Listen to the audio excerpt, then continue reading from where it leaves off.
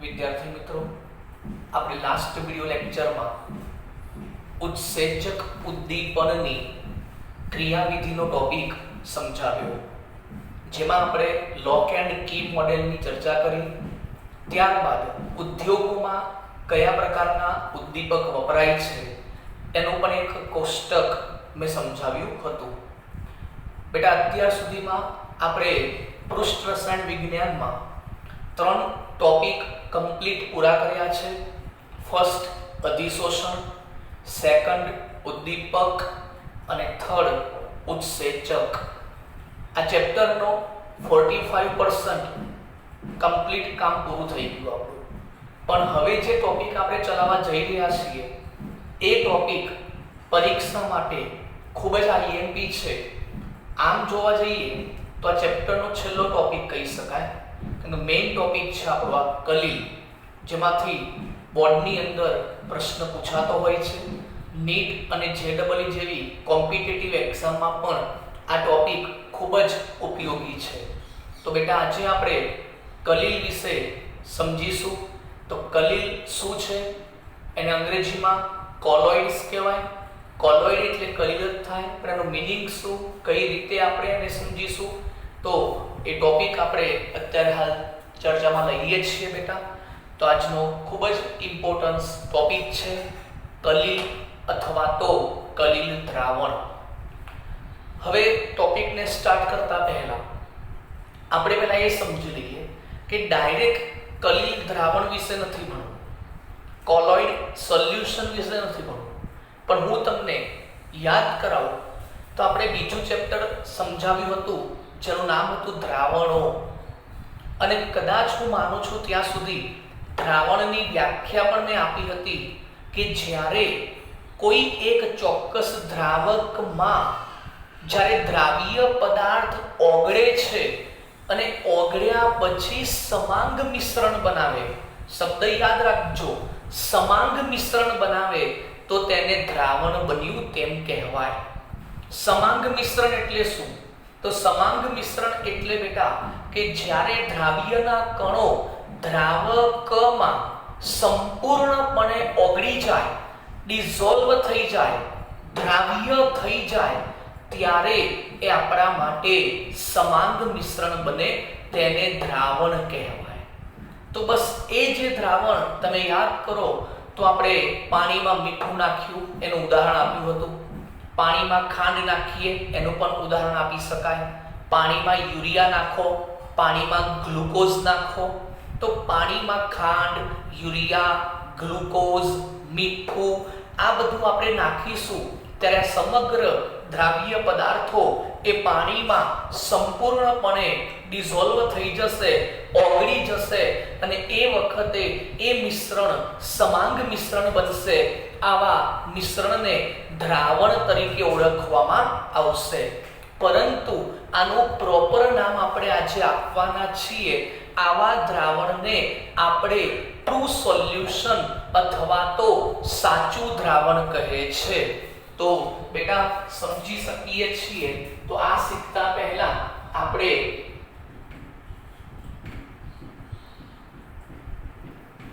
સાચું દ્રાવણ અંગ્રેજીમાં કહેવાય ટ્રુ સોલ્યુશન. તો સાચું દ્રાવણ એટલે શું? તો આપણે મુદ્દાવાઇઝ સમજવાનો પ્રયત્ન કરીએ. તો આપણે એક બીકરમાં દ્રાવક લઈશું, કોઈ ચોક્કસ આપણે દ્રાવક લઈશું, દ્રાવક તરીકે આપણે પાણીનો ઉપયોગ કરીશું. ત્યારબાદ એમાં મીઠું અથવા તો ખાંડ જે નાખવું એ નાખી શકાય.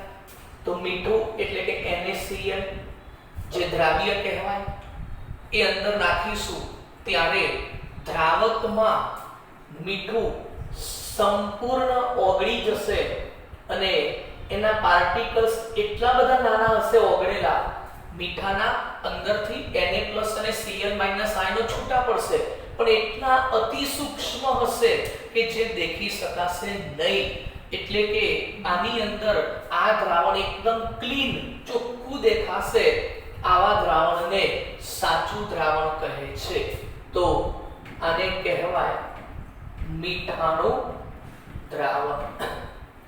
અહીં આપણે એવું કહી શકાય કે દ્રાવ્યના કણોનો વ્યાસ લેસ ધેન 1 નેનોમીટર હોય છે. આ જે અંદર પાર્ટિકલ્સ ઓગળ્યા છે એ તો અંદર જ છે બેટા, પણ આપણે નથી દેખી શકતા. બીકોઝ કારણ કે આની અંદર જે પાર્ટિકલ્સની સાઈઝ છે 1 નેનોમીટર કરતા પણ ઓછી છે. Less than 1 nanometer, less than 1 nanometer, 1 nanometer કરતા ઓછી સાઈઝના પાર્ટિકલ્સ છે. એટલે એવું કહી શકાય કે શક્તિશાળી માઇક્રોસ્કોપ એટલે કે સૂક્ષ્મદર્શક યંત્ર વડે પણ જોઈ શકાતા નથી. શક્તિશાળી માઇક્રોસ્કોપ વડે પણ આ પાર્ટિકલ્સને જોઈ શકાતા નથી. આવા દ્રાવણને સાચું દ્રાવણ તરીકે ઓળખવામાં આવે છે. હવે તમે આવા દ્રાવણમાં જો પ્રકાશનું કિરણ પસાર કરશો, જો તમે આવા દ્રાવણમાં પ્રકાશનું કિરણ પસાર કરશો તો અંદર ભલે બહુ જ માઇક્રો પાર્ટિકલ્સ છે, 1 નેનોમીટર કરતા પણ ઓછી સાઈઝના છે, તો પ્રકાશનું કિરણ અંદરથી સીધું પસાર થઈ જશે, પણ આ પાર્ટિકલ્સે પ્રકાશના કિરણનો રસ્તો અથવા તો પથ બદલી શકતો નથી. પ્રકાશનું કિરણ વાંકું વળતું નથી, કારણ કે આ પાર્ટિકલ્સ એટલા બધા નાના છે કે પ્રકાશના કિરણને પણ એ વાળી શકતા નથી. એટલે આપણને એવું લાગે કે અંદર કોઈ પાર્ટિકલ્સ છે જ નહીં. વાસ્તવમાં પાર્ટિકલ્સ છે, પણ એટલા બધા નાના છે ને કે જે પ્રકાશના કિરણનું પ્રકિરણન પણ કરી શકતા નથી. પ્રકિરણનો મતલબ થાય પ્રકાશને ફેલાવો, સ્કેટરિંગ કરવું. આમ પ્રકાશ ફેલાય ને પ્રકિરણન કહેવાય, પણ એવું આની અંદર થશે નહીં, કારણ પાર્ટિકલ્સ બહુ જ પ્રમાણમાં નાના છે. પ્રકાશના કિરણનો રસ્તો પણ બદલી શકતા નથી, વાંકા વાળી શકતા નથી પ્રકાશના કિરણને. એટલે આપણી ભાષામાં એવું કહેવાય કે પ્રકાશનું પ્રકિરણન થઈ શકતું નથી.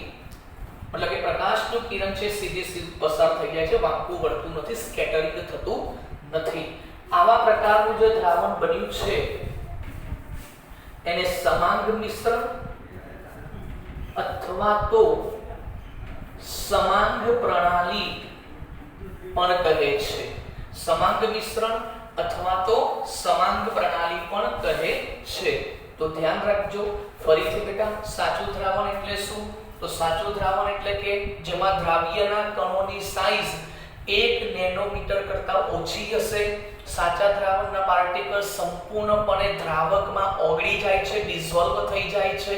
ઓકે, એની અંદર પ્રકાશના કિરણને પસાર કરવામાં આવે તો લાઇટનું સ્કેટરિંગ કરતો નથી, મતલબ પ્રકાશના કિરણો સીધા પસાર થઈ જાય છે. અને આવા પ્રકારનું મિશ્રણ કેવું કહેવાય? સમાંગ મિશ્રણ કહેવાય. આને સાચું દ્રાવણ કહેવાય. દ્રાવણો ચેપ્ટરમાં આપણે ચર્ચા કરી ચૂક્યા છીએ. ઓકે, તો આની અંદર ખ્યાલ આવી ગયો. હવે આ છે સાચું દ્રાવણ. ત્યાર પછી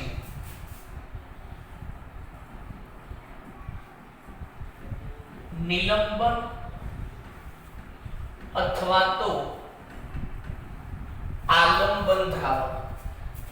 નિલંબન અથવા તો આલંબન અંગ્રેજીમાં કહેવાય સસ્પેન્શન સોલ્યુશન. આને કહેવાય ટ્રુ સોલ્યુશન, આને કહેવાય સસ્પેન્શન સોલ્યુશન. હવે નિલંબન અને આલંબન દ્રાવણ એટલે શું? તો શું જો એની અંદર પણ જોઈ લઈએ આપણે. તો દેખો, આપણા જોડે બીકર છે. બીકરની અંદર આપણે યોગ્ય દ્રાવક લીધો છે. હવે દ્રાવકની અંદર એટલે કે પાણી છે એવું વિચારી લો બેટા. હવે આપણે એની અંદર રેતી, માટી કે પછી કાંકરા આવું કોઈક અશુદ્ધિ વાળો પદાર્થ નાખીએ. સપોઝ આપણે વિચારો કે આની અંદર સેન્ડ એટલે કે રેતી નાખી છે. તો તમે આની અંદર જેવી રેતી નાખશો ને તો શરૂઆતમાં શું થશે, દ્રાવણ તમને ડોળું લાગશે અને શરૂઆતમાં રેતીના જે પાર્ટિકલ્સ છે એ પાર્ટિકલ્સ આખા દ્રાવકમાં આ રીતે તરતા હશે. દ્રાવ્યના પાર્ટિકલ્સ, રેતીના પાર્ટિકલ્સ એ આખા દ્રાવકમાં તરતા હશે. બરાબર છે. અને બીજું કે રેતી તો પાણીમાં ઓગળતી નથી, તો એનો મતલબ શું છે કે આ સમાંગ કહેવાય? ના, આ પાર્ટિકલ્સ છે એ આપણે અંદર ડિસોલ્વ થતા નથી. એટલે એવું કહી શકાય કે આ પ્રકારની પ્રણાલી એ વિસમાંગ પ્રણાલી અથવા તો વિસમાંગ મિશ્રણ કહેવાય.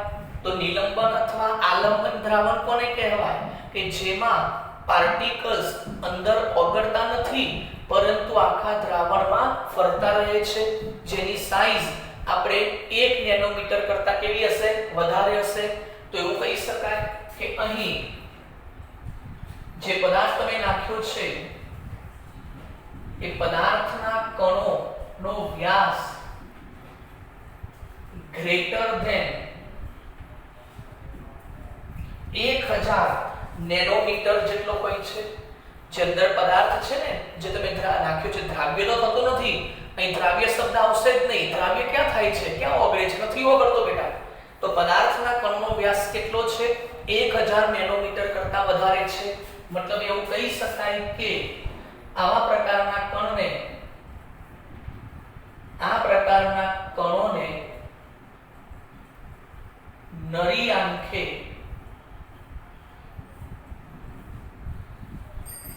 જોઈ શકાય છે. રેતી નાખો તો પાર્ટિકલ્સ તમને નીચે દેખાશે, જોઈ શકાય છે. બીજું, હવે આવા પ્રકાશના માર્ગમાં, આવા પ્રકારના દ્રાવણના માર્ગમાં જો પ્રકાશનું કિરણ પસાર કરીશું તો પ્રકાશનું કિરણ શું કરશે? ફેલાઈ જશે. અને જેવું પ્રકાશનું કિરણ અહીંયા આવશે, અહીંયા થશે કે આમ ફેલાશે, અહીંયા આવશે, આમ ફેલાશે. તો મતલબ શું થયો કે પ્રકાશનું કિરણ છે એ શું થશે? પ્રકીર્ણન થાય છે. ફેલાવવું એટલે પ્રકીર્ણન થવું. પ્રકાશના કિરણનું શું થાય છે બેટા? પ્રકીર્ણન થાય છે. તો દેખો આ એક પ્રકારનો તફાવત જેવું છે બેટા, ડિફરન્સ જ કહેવાય. ઓકે, તો આનો વ્યાસ 1000 નેનોમીટર કરતા વધારે છે. પ્રકાશના કિરણનો ફેલાવો થાય છે. નરી આંખે આ પાર્ટિકલ્સને જોઈ પણ શકાય છે. આ વિસમાંગ મિશ્રણ છે. આમાં દ્રાવ્ય ઘટક જોવા મળતો નથી પરંતુ એ આખા દ્રાવણમાં ફરતો રહે છે. પરંતુ હવે આ બીકરને થોડાક સમય માટે સ્ટેબલ મૂકી દેવામાં આવે. આ બીકરને આપણે ટેબલ ઉપર અમુક કલાકો સુધી સ્થિર મૂકી દેવામાં આવશે તો આ પાર્ટિકલ્સની સાઈઝ જે મોટી છે ને તો એના ઉપર ગ્રેવિટેશનલ ફોર્સ લાગશે, ગુરુત્વાકર્ષણ બળ લાગશે, જેના કારણે થોડાક સમય પછી આ પાર્ટિકલ્સ ગુરુત્વાકર્ષણ બળની અસર હેઠળ ક્યાં બેસી જશે? Settle down. સેટલ ડાઉન એટલે ક્યાં બેસશે? નીચે બેસી જશે. તો થોડાક સમય પછી આ બધા પાર્ટિકલ્સ એ પાત્રના તળિયે જોવા મળશે. કયા પ્રકારના બળના કારણે? ગુરુત્વાકર્ષણ બળની અસર હેઠળ. તો થોડાક સમય પછી પદાર્થના કણો ગુરુત્વાકર્ષણ બળની અસર હેઠળ તળિયે બેસી જાય છે. આ જે તળિયે બેસી જાય ને એ ઘટનાને, આ ઘટનાને શું કહે છે? નિલંબન કહે છે. શું કહે છે બેટા? નિલંબન કહે છે. અને આ પ્રકાશના કણો, આ જે પદાર્થના કણો તરતા રહે ને, આ જે તરતા રહે છે એને કહેવાય છે આલંબન. તો બે શબ્દો આવ્યા. તો આમાં આલંબન ઘટના બોલો, સસ્પેન્શન ઘટના કાયમી છે, આ સસ્પેન્શન કહેવાય. આ ઘટના પરમેનન્ટ છે? ના, આ ઘટના કાયમી જોવા મળતી નથી પરંતુ થોડાક સમય માટે જ હોય છે. થોડાક સમય પછી આ બધા પાર્ટિકલ્સ નીચે બેસી જશે અને પછી પ્રકાશનું કિરણ પસાર કરશો તો સીધે સીધું પસાર થઈ જશે. પણ આ ક્યારે? જ્યારે આ પાત્રના તળિયે ગુરુત્વાકર્ષણ બળ હેઠળ કણો બેસી જાય પછી. તો બોલો, એ તળિયે બેસી જાય ઘટના કઈ કહેવાય? નિલંબન. અને ફરતા રહેશે એ ઘટના શરૂઆતમાં કઈ કહેવાય? આલંબન. તો યાદ રાખજો, આલંબન અને નિલંબનમાં બહુ મોટો ફરક નથી. પદાર્થના કણ ફરતા હોય તો દ્રાવણમાં આલંબન અને નીચે બેસી જાય પછી નિલંબન. ઓકે. પણ ટૂંકમાં આ પાર્ટિકલ્સની સાઈઝ 1000 નેનોમીટર કરતા કેવી હશે? વધારે હશે. ઓકે. હવે આપણને સવાલ થાય, સાહેબ તમે જે ટોપિક જે લખ્યો છે એ ટોપિક તો કલીલનો છે અને તમે હજી સુધી કલીલનું નામ તો બહાર લાવ્યા જ નથી. પણ બેટા એટલા માટે નથી લાવ્યો કે પ્રોપર નોલેજ પહેલા તમને આપી દઉં. અહીં તમે જોઈ શકો છો, પહેલા આપણે કયું દ્રાવણ ભણ્યા? સાચું દ્રાવણ. પછી કયું ભણાવ્યું મેં? નિલંબન દ્રાવણ. કારણ કે નીચે બેસી જાય ને પછી તો શું કહેવાય? નિલંબન કહેવાય. હવે આપણે 1861 માં થોમસ ગ્રેહામ નામના વૈજ્ઞાનિકને એવો વિચાર આવ્યો કે આની સાઈઝ છે 1 નેનોમીટર કરતા ઓછી, આની સાઈઝ છે 1000 નેનોમીટર કરતા વધારે. તો બંનેની વચ્ચેની અવસ્થા આવે કેટલી? 1 થી 1000 નેનોમીટર જો પાર્ટિકલ્સ આવે તો એવા દ્રાવણનું નામ શું રાખવું? કલીલ દ્રાવણ રાખવું. તો સમજી ગયા? તો હવે તમને ખ્યાલ આવી જશે કે કલીલ દ્રાવણ એ કોના વચ્ચેની અવસ્થા છે, ખ્યાલ આવી જશે. તો હવે આવશે કલીલ દ્રાવણ અથવા તો કલીલ પ્રણાલી. તો અહીં કહી શકાય આપણે હવે 1861 માં થોમસ ગ્રેહામ નામના વૈજ્ઞાનિકે સૌપ્રથમ કલીલ દ્રાવણની સમજૂતી આપી હતી. આ વૈજ્ઞાનિકે એવું જણાવ્યું કે સાચા દ્રાવણના કણ અને નિલંબન દ્રાવણના પાર્ટિકલ્સ આ બંનેના વચ્ચેની અવસ્થાવાળા જો પાર્ટિકલ્સ જોવા મળે, એટલે કે 1 થી 1000 નેનોમીટરની અંદર જો પાર્ટિકલ્સની સાઈઝ આવતી હોય તો એવું દ્રાવણ કલીલ દ્રાવણ તરીકે ઓળખવું. તો આપણે એની અંદર પણ ઇન્ફોર્મેશન આપી દઈએ. તો દેખો આપણા જોડે એક પાત્ર હોય છે. પાત્રની અંદર આપણે ચોક્કસ દ્રાવક લઈશું. અહીં આપણે દ્રાવક તરીકે તમે કોઈ પણ દ્રાવક લઈ શકો છો, પણ એટલું યાદ રાખજો, હવે આપણે આ કલીલની સંકલ્પના સમજાવું છું તો થોડાક નામ બદલાશે. તમે દ્રાવક બોલતા હતા, જેનું પ્રમાણ વધારે હોય ને શું કહેવાય? દ્રાવક. પણ કલીલ માટે એનું નામ આવે છે વિક્ષેપણ માધ્યમ. હવે યાદ રાખજો, હું એમ કહું વિક્ષેપણ, વિક્ષેપણ ડિસ્પર્સ થવું. ડિસ્પર્સ થવું એટલે એના પાર્ટિકલ્સ તળિયે પણ નહીં બેસે અને આના જેમ દેખાશે નહીં, થોડાક પાર્ટિકલ્સ દેખાશે. તો એ પાર્ટિકલ્સ સમગ્ર દ્રાવણમાં કન્ટિન્યુઅસ ફરતા જ રહેશે. આ બંનેની વચ્ચેની અવસ્થા જોવા મળે છે અને એને વિક્ષેપ કરો કે વિક્ષેપ એટલે ડિસ્પર્સ થશે, ફેલાશે બધું. ઓકે. તો દ્રાવકને શું કહેવાય? વિક્ષેપણ માધ્યમ. તો હવે હું વિક્ષેપણ માધ્યમ કહું એટલે શું સમજવાનું? દ્રાવક. હવે આપણે એની અંદર જે પાર્ટિકલ્સ છે, જે પદાર્થ તમે નાખ્યો, જેમ કે સ્ટાર્ચ નાખો, ધારો કે સ્ટાર્ચ તમે નાખ્યો, સ્ટાર્ચ નાખો, પ્રોટીન નાખો, પોલિએસ્ટર, જેના અણુભાર આણ્વીય દળ બહુ જ ઊંચા હશે, બહુ જ ઊંચા હશે. તો સ્ટાર્ચના પાર્ટિકલ્સ જે છે, જેની અંદર આખા દ્રાવણમાં ફેલાયેલા છે, આખા મિશ્રણમાં ફેલાયેલા છે, મિશ્રણમાં ફેલાયેલા છે, તો આને શું કહેવાય? દ્રાવ્ય કહેવાય. શું કહેવાય? દ્રાવ્ય. પણ હવે આપણે દ્રાવ્યનું પણ નામ બદલી નાખીશું. દ્રાવ્યને કહીશું વિક્ષેપિત કલા.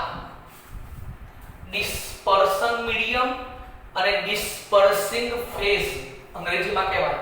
ડિસ્પર્શન મીડિયમ અને ડિસ્પર્સિંગ ફેઝ. યાદ રાખજો, હવે હું નામ બદલીશ.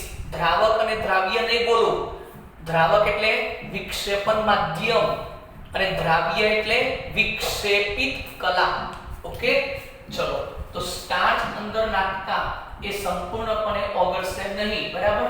તો અંદરના કણો જે છે, દ્રાવ્યના કણો જે અંદર મિક્સ કર્યા છે, એનો વ્યાસ 1 થી 1000 નેનોમીટરની હદમાં જોવા મળશે. તો યાદ રાખજો, કલીલના કણોનો વ્યાસ કેટલો જોવા મળે છે? 1 થી 1000 નેનોમીટરની હદમાં. બીજું, જો 1 નેનોમીટર કરતા ઓછા હોય તો એ કયું દ્રાવણ કહેવાય છે? સાચું દ્રાવણ. અને કયું મિશ્રણ બને છે? સમાંગ મિશ્રણ. અને 1 નેનોમીટર કરતા વધારે છે એટલે યાદ રાખજો, કલીલ પ્રણાલી અથવા કલીલ દ્રાવણ એ કયું છે? સમાંગ છે કે વિસમાંગ? તો યાદ રાખજો બેટા, શું લખવાનું? વિસમાંગ મિશ્રણ. બીજું, પ્રકાશના કિરણનું શું કરે છે બેટા? પ્રકીર્ણન કરે છે. કેમ પ્રકાશના કિરણનું પ્રકીર્ણન કરે છે? કારણ કે 1 નેનોમીટર કરતા ઓછા હતા એટલે પ્રકાશનું કિરણ સીધું પસાર થઈ ગયું, ફેલાયું નતું. પણ આમાં તો પ્રકાશનું કિરણ ફેલાશે. કેમ? કારણ કે સાઈઝ 1 કરતા થોડી વધારે છે એટલે માર્ગમાં થોડીક અવરોધ આવશે, એટલે આમ પ્રકાશનું કિરણ આ રીતે ફેલાશે. Okay, clear? ત્યાર પછી કીધું વિસમાંગ મિશ્રણ છે. ઓકે, પછી નરી આંખે કેટલીક વાર જોઈ શકાતા નથી, પરંતુ શક્તિશાળી માઇક્રોસ્કોપથી જોઈ શકાય છે. એટલે હું કેટલીક વાર શબ્દ લખ્યો છે, કેટલીક વાર. એટલે એવું ના કહી શકો કે દર વખત દેખાશે. અમુક વખત દેખાશે અને અમુક વખત નહીં પણ દેખાય. એટલે કેટલીક વાર દેખાશે, કેટલીક વાર નહીં દેખાય, પણ શક્તિશાળી માઇક્રોસ્કોપથી જોઈ શકાશે. ઓકે, તો આ તમારે ડિફરન્સ બિટવીન. તો એવું કહી શકાય કે કલીલ દ્રાવણમાં દ્રાવ્ય થયેલા કણો જે છે એ સાચા દ્રાવણના કણો કરતા મોટા છે અને નિલંબન દ્રાવણના કણો કરતા નાના છે. બીજું, આ દ્રાવણના કણો પર ગુરુત્વાકર્ષણ બળની અસર થતી નથી. એટલે એવું કહી શકાય કે ઉપર લખું છું આમાં જે કલીલના કણો છે, આ કણને કયા કણ કહેવાય? કલીલના કણો પાત્રના તળિયે બેસી જતા નથી.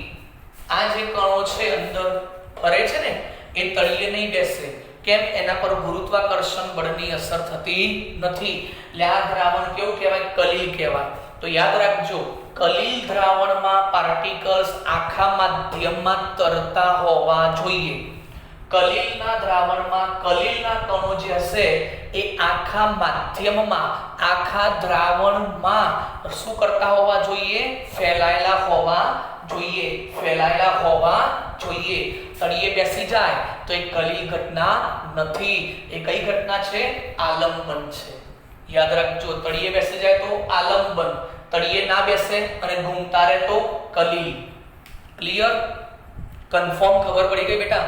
જેમ કે આપણે ઉદાહરણ આપીએ, તમને ખબર છે આ રૂમ છે, આ રૂમની અંદર ડસ્ટ ઉડે છે, બારીક પાર્ટિકલ્સ ઉડે છે, આપણી આજુબાજુ પણ છે, પણ તમે કે હું દેખી શકતા નથી. પણ જો તમે એકદમ અંધારું કરી, રૂમની અંદર એકદમ અંધારું કરી નાખો અને પછી જો ઉપરથી સામાન્ય છાપરામાં કે કોઈક જગ્યાએ નાનકડો હોલ હોય અને ત્યાંથી જો સૂર્યપ્રકાશનું કિરણ આવે, ભલે બહાર અજવાળું હોય, રૂમમાં અંધારું કરી નાખો, બધું બંધ કરી લો અને પછી જો સૂર્યપ્રકાશનું કિરણ જ્યારે આવશે ને, ત્યારે તમે જોજો એ સૂર્યપ્રકાશનું કિરણનો એક લીસોટો દેખાશે, એક ચોખ્ખો માર્ગ દેખાશે, એક ચોખ્ખો રસ્તો દેખાશે અને તમે એમાં જોજો ખરેખર તો અંદર ડસ્ટ ઉડતી દેખાશે. તો અત્યારે નથી દેખાતી, પણ સૂર્યપ્રકાશના કિરણના માર્ગને આમ ફેલાવે છે એટલે આપણને માર્ગમાં એક ડસ્ટ પાર્ટિકલ્સ દેખાય છે, એને કલીલ કણ કહેવાય. તમે કદાચ થિયેટરની અંદર પણ જોયું હશે કે થિયેટરમાં પણ આખું થિયેટર એકદમ અંધારું કરી નાખવામાં આવે છે, પણ પાછળથી પ્રોજેક્ટર ઉપરથી જ્યારે એ મૂવીનો ફ્લેશ પડે છે ત્યારે તમે જોજો ઉપર અલગ અલગ રંગના ઉપર તમને આમ બારીક પાર્ટિકલ્સ ઉડતા દેખાય છે. એ જે લાઇટનો ફોક્સ પડતો હોય પાછળથી જે બરાબર છે પ્રોજેક્ટરમાંથી, તો એ વખત તમે જોજો નાનકડા પાર્ટિકલ્સ આમ દેખાતા હશે. બસ એ શું છે? કલીલ કણો છે. જે માર્ગને પ્રજ્વલિત કરે છે. ક્લિયર? આખી વાત સમજણ પડી ગઈ? તો આ કલીલ કણ કહેવાય બેટા, જે નરી આંખે ના દેખાય પણ જ્યારે લાઇટની હાજરીમાં દેખીએ તો એ પાર્ટિકલ્સને ઘણી વખતે દેખી શકાતા હોય છે. આપણા બ્લડની અંદર પણ હોય છે. આપણા બ્લડનો ટેસ્ટ કરવા તમે આપો છો તો ખરેખર એમાં WBC, RBC બધું હોય છે. બરાબર છે? આપણા સેલની અંદર પણ હોય છે બેટા. તો આપણો સેલ છે તો આપણા શરીરમાં સજીવના કોષ હોય, તો કોષમાં પણ તમને ખબર છે શું હોય? કોષની અંદર ફ્લુઇડ હોય, એટલે કે કોષ દ્રવ્ય હોય, જીવરસ હોય. અને એ જીવરસની અંદર જે અંગિકાઓ હોય એ નરી આંખે ના દેખાય. ગોલ્કી બોડી હોય, કણાભસૂત્ર હોય. બરાબર છે? તો આ બધું નરી આંખે દેખાતું નથી પણ ખરેખર અંદર છે. પણ એ શું છે? બહુ જ માઇક્રો ઓર્ગેનિઝમ, આપણે સૂક્ષ્મ એક શક્તિશાળી માઇક્રોસ્કોપમાં દેખી શકાય. ઓકે? તો એ કલીલ કહેવાય. શું કહેવાય? કલીલ કહેવાય. સમજી ગયા આખી વાત? બીજું નિલંબન આલંબનની થોડીક વાત કરી લો. આપણે જાણીએ છીએ કે સિરપ, તમે સિરપનું નામ બધાએ સાંભળ્યું છે. દવા આપણે પીએ છીએ સિરપ એ. ઓકે? તો જનરલી નાના બાળકો હોય ટેબ્લેટ્સ ના લે એટલે એના માટે સિરપ બનાવવામાં આવે. તો સિરપ એટલે શું? તો સિરપ એટલે એક પ્રકારનું ખાંડની ચાસણી જ કહેવાય. મેં તમને ચેપ્ટરમાં કીધું હતું કે 85% સુગર એની અંદર ડિઝોલ્વ કરવામાં આવે છે. એટલે એક પ્રકારની ચાસણી, ખાંડ અને પાણી બંને મિક્સ કરો એટલે ઘટ, જે આપણે ગુલાબજાંબુ માટે ચાસણી આવે છે, બસ એક પ્રકારની ચાસણી, એને સિરપ કહેવાય. તો એ ખાંડની ચાસણી જે છે એ શું કહેવાય? દ્રાવક કહેવાય. હવે એની અંદર તમે જે મેડિસિન નાખો છો, કેમિકલ્સ નાખો છો, જે અંદર દવા તરીકે કામ કરશે, એ તો કઈ અવસ્થામાં હોય? ઘન અવસ્થામાં. પણ એનો બારીક ભૂકો કરી નાખવાનો દવાનો, અને દવાનો બારીક ભૂકો કરીને ચાસણીમાં નાખવાનો. બરાબર? અને મેડિસિન પછી યોગ્ય કલર નાખવાનો ને બધું નાખવાનું. તો એ વખતે ચોક્કસ સિરપ તૈયાર થઈ. પણ એ સિરપ જ્યારે તૈયાર થઈ કંપનીમાં, ઓકે, ત્યાં સુધી એના પાર્ટિકલ્સ આ રીતે હતા. સમજો.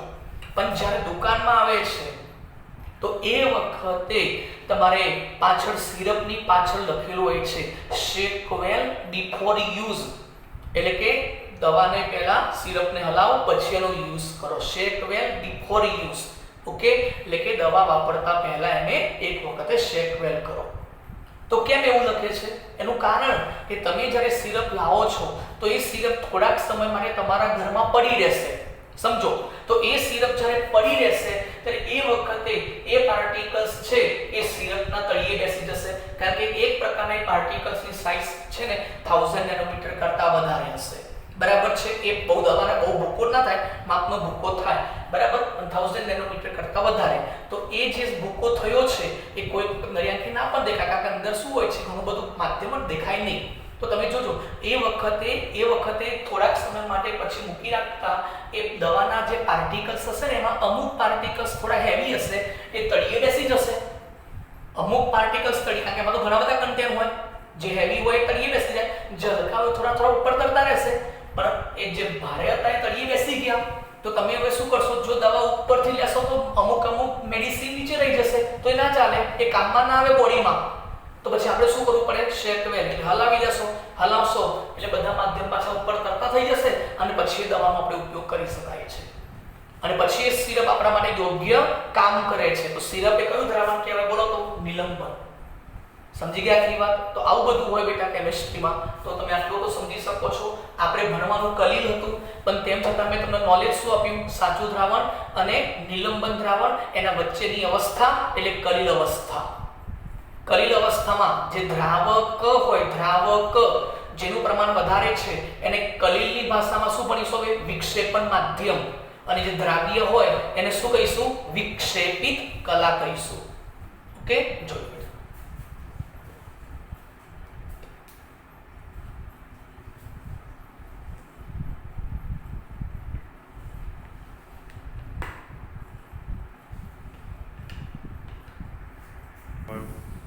ચલો આપણે કલીલનું વર્ગીકરણ વિશે ચર્ચા કરીએ બેટા. Classification of કોલોઇડ્સ. કલીલનું વર્ગીકરણ મુખ્યત્વે 3 પ્રકારે કરવામાં આવે છે. નંબર 1 વિક્ષેપણ માધ્યમ. બેટા આ શબ્દ બહુ યાદ રાખજો. વિક્ષેપણ માધ્યમ એટલે જેનું પ્રમાણ વધારે છે એને વિક્ષેપણ માધ્યમ કહેવાય. એને દ્રાવક કહેવાય. અને વિક્ષેપિત કલા જેનું પ્રમાણ ઓછું છે એને આપણી ભાષામાં દ્રાવ્ય સમજવાનું. તો પહેલો પ્રકાર છે વિક્ષેપણ માધ્યમ અને વિક્ષેપિત કલા એની ભૌતિક સ્થિતિના આધારે. બીજો પ્રકાર શીખીશું વિક્ષેપણ માધ્યમ અને વિક્ષેપિત કલા એમના વચ્ચે થતું ઇન્ટરેક્શન આંતરક્રિયાના આધારે. અને ત્રીજો પ્રકાર વિક્ષેપિત કલા જે તમે અંદર નાખો છો એ વિક્ષેપિત કલાના પાર્ટિકલ્સની સાઇઝના આધારે, કણોના પ્રકારના આધારે.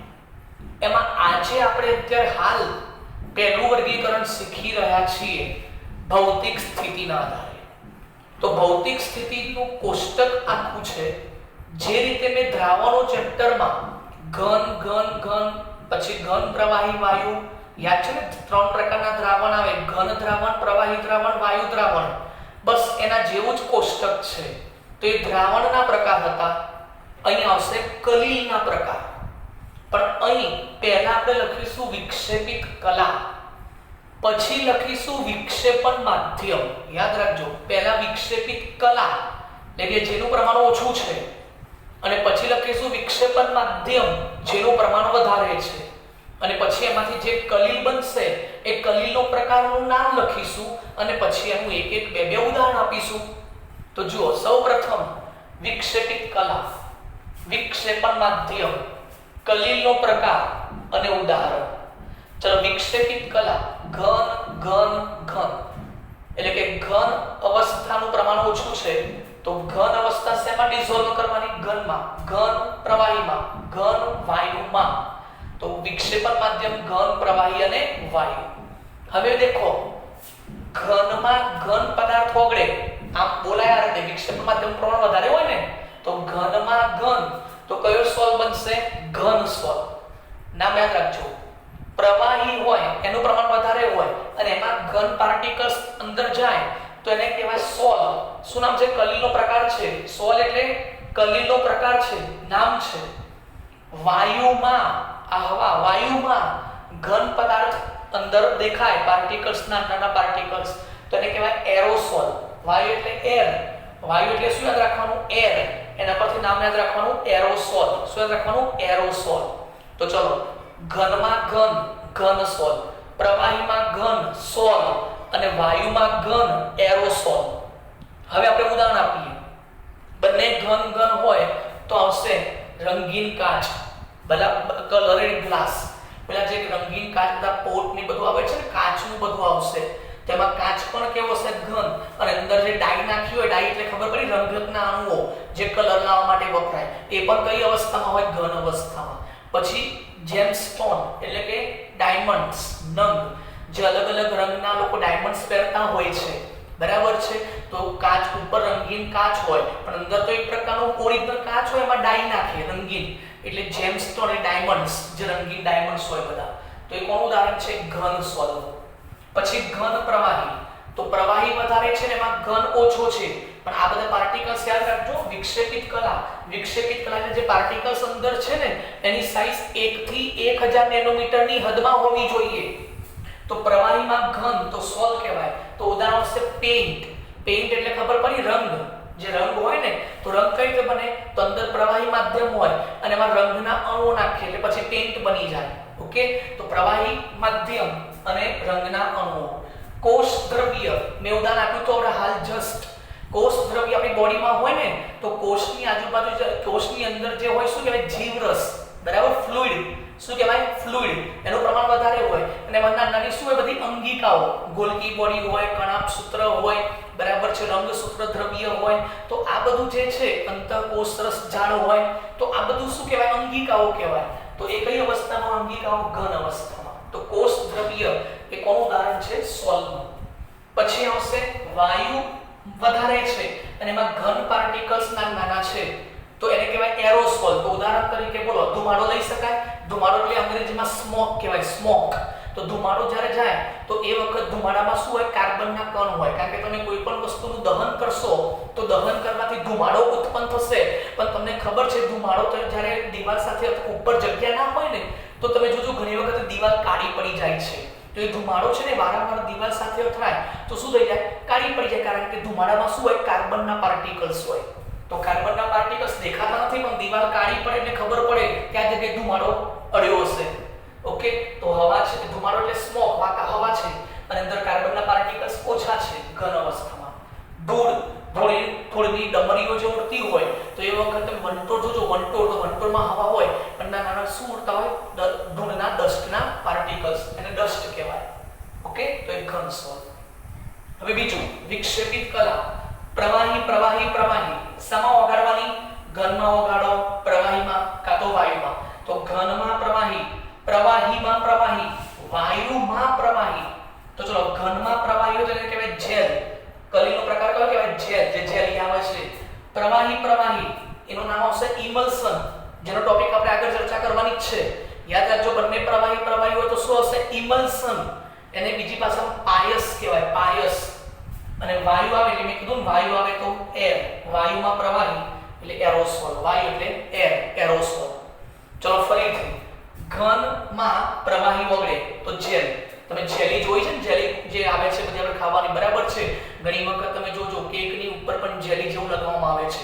તો જેલી શું છે? ઘન અવસ્થામાં, પણ અંદર શું હોય? પ્રવાહી હોય. શું હોય? આમ દબાવો તો અંદરથી પાણી જેવું લિક્વિડ બહાર નીકળે. તો એ લિક્વિડ બહાર નીકળે, વિક્ષેપિત કલા, પણ દેખાય કઈ? ઘન અવસ્થા. ચીઝ, બટર, તમે જુઓ ચીઝ અને બટર કઈ અવસ્થામાં? ઘન અવસ્થામાં. પણ તમને ખબર છે અંદર બધું શું હોય? ઓઇલ હોય. ઓઇલ એટલે શું હોય? તૈલી પદાર્થ હોય. બરાબર છે? તો દેખાય ઘન, પણ અંદર બધું ઓઇલી હોય. ઓકે, ચીઝ, બટર એ બધું. બંને પ્રવાહી. તનું ઉદાહરણ સારામાં દૂધ, મિલ્ક. દૂધની અંદર પાણીનો ભાગ હોય, બરાબર છે? તો એ શું કહેવાય? બંને માધ્યમ પ્રવાહી.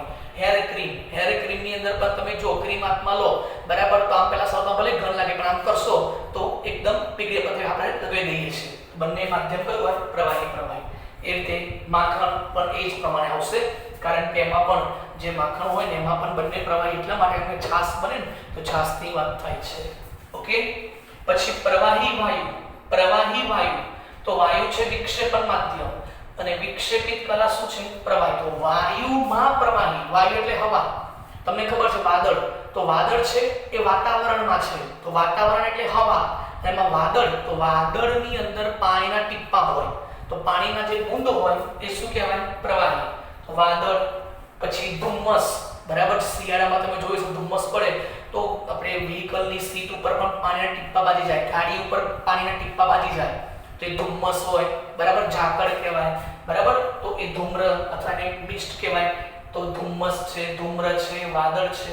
જંતુનાશક સ્પ્રે, તમે જે સ્પ્રે હવામાં છોડો તો એ સ્પ્રેમાં શું હોય? પાણી પ્રવાહી ભર્યું હોય. સ્પ્રેમાં શું ભર્યું હોય? પ્રવાહી. અત્યારે બધા સેનિટાઈઝર કરે છે તેમાં શું હોય? લિક્વિડ જ હોય, અને આમ સ્પ્રે કરે એટલે શું થાય? હવામાં ફેલાઈ જાય એ પાર્ટિકલ્સ. કોના? પ્રવાહીના પાર્ટિકલ્સ.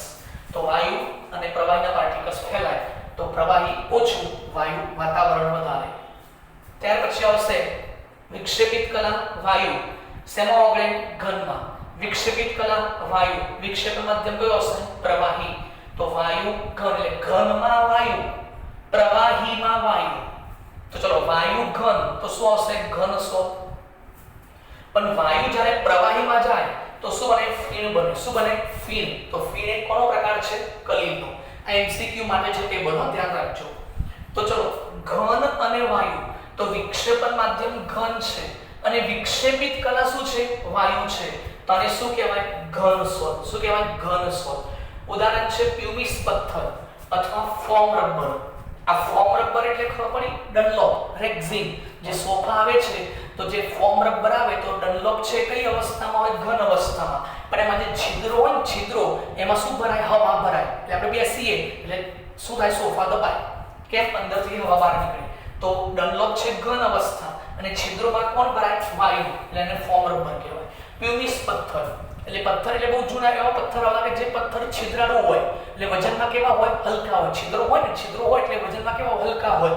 જે આપણે તમને ખબર હોય તો રામાયણ સિરિયલની અંદર રામ સેતુ જે બનાવવામાં આવ્યો છે, બરાબર, તો રામ સેતુમાં જે પથ્થર હતા, બરાબર છે, એ પથ્થર અલગ પ્રકારના હતા, ડિફરન્ટ ટાઈપ્સના હતા, બરાબર. જે હનુમાનને બધા તમને ખબર હોય તો એ વખતે આજુબાજુ પથ્થર શોધે છે, પછી નાખે છે, પથ્થર તરતા હોય છે, બરાબર.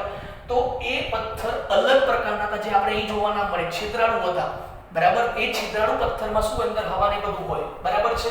તો એ પથ્થર એ ઘન અવસ્થા અને છિદ્રોમાં શું હોય, હવા હોય, એટલે વજનમાં હલકા હોય, ઘનતા ઓછી થઈ જાય એટલે એ પથ્થર હવા ઉપર શું કરે, પાણી ઉપર તરતા રહે. એવા પથ્થર પ્યુમિસ પથ્થર એને કહેવાય. ઓકે. તો નીલમ નર જે બે વાનર હતા, બરાબર, એ લોકોએ આ બધું આયોજન કર્યું હતું એ વખતે. ઓકે.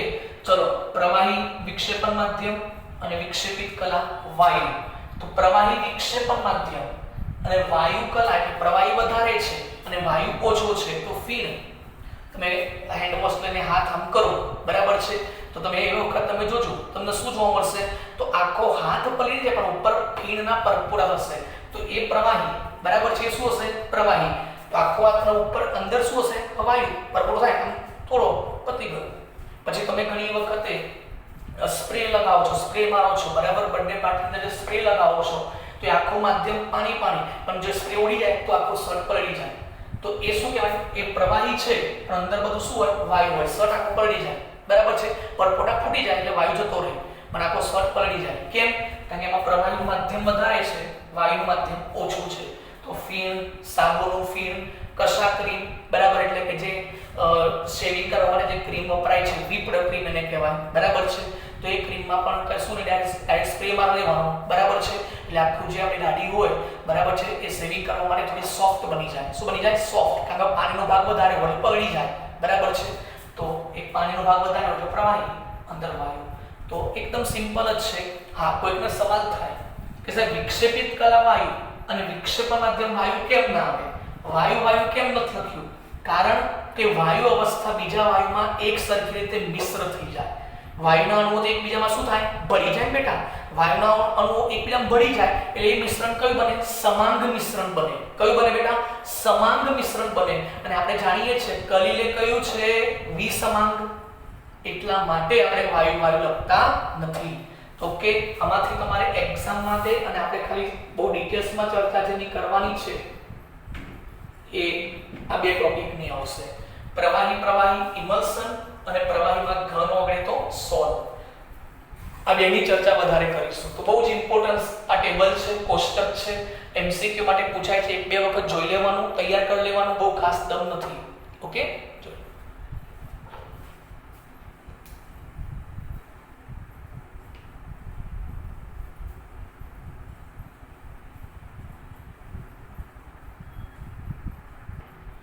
ચલો હવે આપણે વર્ગીકરણમાં બીજા પ્રકારનું વર્ગીકરણ બેટા જોઈશું. હવે વિક્ષેપિત કલા અને વિક્ષેપણ માધ્યમ બંને જ્યારે એકબીજામાં ભળે, મિક્સ થાય, ત્યારે તેમના વચ્ચે ચોક્કસ પ્રકારનું ઇન્ટરેક્શન થાય છે, આંતરક્રિયા થાય છે અને એ આંતરક્રિયાના આધારે વર્ગીકરણ આપણે કરીશું.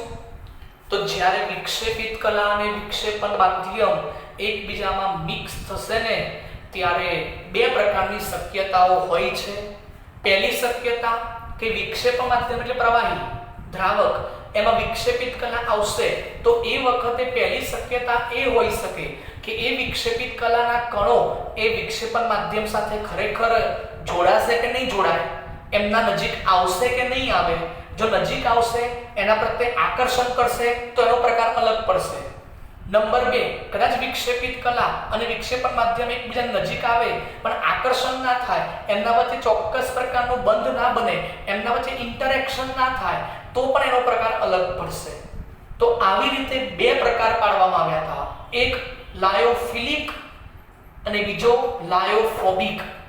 પરીક્ષા માટે બહુ આઈએમપી છે, તફાવતના સ્વરૂપમાં પણ પૂછાય છે કે લાયોફિલિક કલીલ અથવા લાયોફિલિક સોલ અને લાયોફોબિક સોલ. લાયોફિલિક એટલે શું?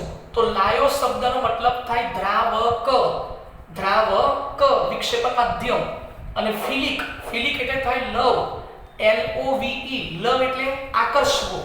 અને લાયોફોબિક આપણે ઘણી વખત કહીએ ફોબિયા, એક ફોબિયા એટલે ડરી જવું, દૂર જવું, તિરસ્કાર કરવો, ધિક્કારવું. તો દૂર જવું એટલે લાયોફોબિક અને નજીક આવવું, આકર્ષવું તો લાયોફિલિક. કમ્પ્લીટ. જો એમાં વિક્ષેપણ માધ્યમ તરીકે પ્રવાહી પાણી હોય, વિક્ષેપણ માધ્યમ તરીકે પ્રવાહી પાણી હોય તો એને હાઇડ્રો પણ બોલાય, હાઇડ્રોફિલિક. શું બોલાય? હાઇડ્રોફિલિક. જો પાણી હોય તો હાઇડ્રોફિલિક અને હાઇડ્રોફોબિક. હાઇડ્રોફિલિક એટલે વિક્ષેપણ માધ્યમ તરીકે તમે શું લો છો? પાણી લો છો. અને જો વિક્ષેપણ માધ્યમ તરીકે પાણી ના લેવું હોય તો શું નામ બોલવાનું? લાયોફિલિક, લાયોફોબિક. તો લાયોફિલિક એટલે વિક્ષેપિત કલાના કણો વિક્ષેપણ માધ્યમ તરફ શું કરે? આકર્ષણ કરે. બરાબર, એની તરફ આકર્ષાય તો લાયોફિલિક, અને જો આકર્ષાય નહીં, દૂર જાય, તિરસ્કાર કરે, ધિક્કારે તો લાયોફોબિક. જેમ કે લાયોફિલિક સોલ બનાવવાના ઉદાહરણ આવશે કે જેમાં તમારે કુદરતી પદાર્થો લેવાના. કુદરતી પદાર્થો પણ એવા પદાર્થો લેવાના કે જેના આણ્વીય દળ બહુ જ ઊંચા હોય. હા, એ બન્યા હોય ખૂબ જ નાના નાના પાર્ટિકલ્સ ભેગા થઈને, અસંખ્ય અણુઓ ભેગા થાય અને એક મોટો સમૂહ બને, એને કહેવાય એક પ્રકારનું કલીલ. જેમ કે સ્ટાર્ચ, જેમ કે પ્રોટીન. આના આણ્વીય દળ બહુ મોટા છે, પણ સ્ટાર્ચ અને પ્રોટીન બને છે ખૂબ જ નાના નાના અણુઓનો પુંજ, નાના નાના આયનોનો સમૂહ, નાના નાના અણુઓનો સમૂહ, એને કહેવાય કલીલ. તો યાદ રાખજો, કલીલ ઘટના શું છે? તો કલીલ એટલે ખૂબ વિરાટ આણ્વીય દળ ધરાવતા પદાર્થ છે, પણ ખરેખર બનાવવા માટે ખૂબ જ નાના નાના અણુઓ ભેગા થાય છે, જોડાય છે, ત્યારે કલીલની રચના થાય છે. તો તમે જ્યારે સ્ટાર્ચ છે એ મોટો અણુ છે, તમે જ્યારે અંદર નાખશો ને પાણીમાં તો એના નાના નાના અણુઓ છૂટા પડશે અને એ અણુની સાઈઝ 1 થી 1000 નેનોમીટરની હદમાં આવી જશે. જ્યારે એ પાર્ટિકલ્સની સાઈઝ 1 થી 1000 નેનોમીટરની હદમાં આવી જાય ત્યારે એ કલીલ બને, અને એવા કલીલને લાયોફિલિક કલીલ કહેવાય. ઉદાહરણ તરીકે કુદરતી બધા પદાર્થો યાદ રાખવાના, કુદરતી પોલિમર યાદ રાખવાના. કુદરતી એટલે કયા? નેચરલી પ્રોટીન, સ્ટાર્ચ, પછી ગુંદર, પછી ઈંડાની સફેદી અંદરની આવે એ. તો બધા કુદરતી ઘટનાઓ છે અને આ કુદરતી પદાર્થો એ લાયોફિલિક કહેવાય.